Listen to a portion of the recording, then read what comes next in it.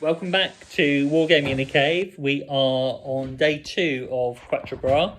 News in from the front. Durlon was expected but has been recalled at the last moment and been dispatched to Ligny, so we will not be seeing him, unfortunately. Hopefully you'll be back with us next time, Martin.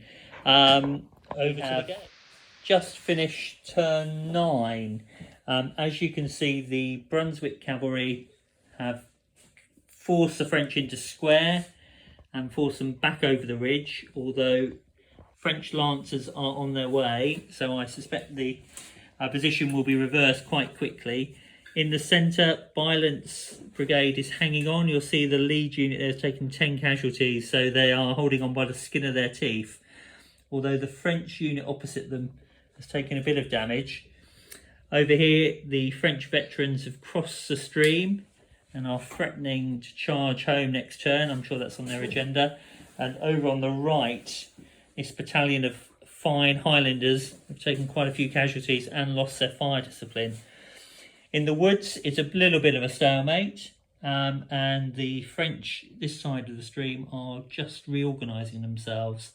Further to follow. Okay, quick update at the end of turn 10. Turn 10 has seen a glorious charge by the French cuirassiers. They have pushed Merlin's cavalry back. They didn't take too many casualties on the way in because unfortunately the British line units were hesitant, so restricting their angles of fire. Merlin's cavalry been pushed back, but they're holding on and interestingly poised for the next round. Over on the left-hand flank, the French have crested the hills. Violence Brigade unfortunately has been forced into faltering because one of their militia units has disappeared, quit the field. Over on the left, the French are still being held up by the Brunswickers, and in the right, you'll notice that Kemp hasn't moved very far. He's been visited twice. Yes, not very good command roles. And on the right, the battle in the woods, still a bit inconclusive. Neither side gaining the upper hand, and the push towards the crossroads.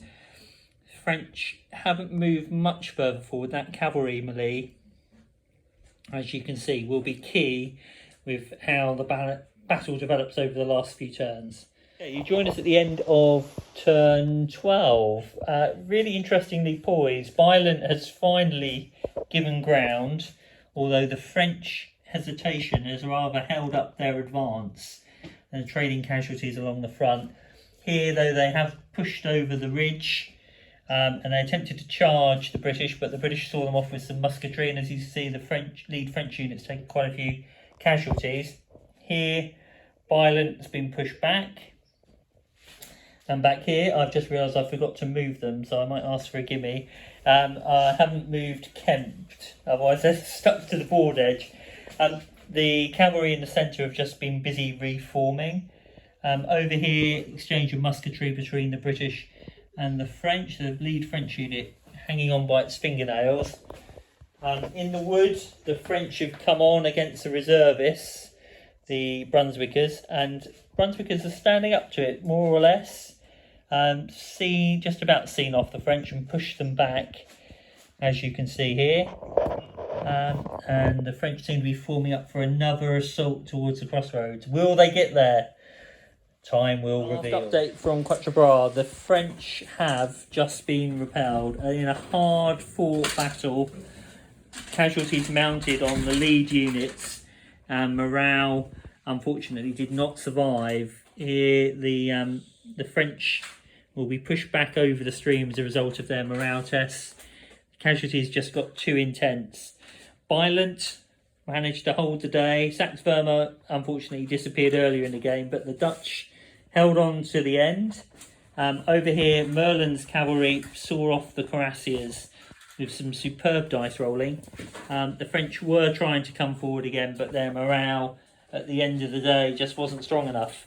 And in the woods at Labau, there was a bit of a standoff, with both sides not getting very far. So at the end of the day, a victory for the Allies, but only just.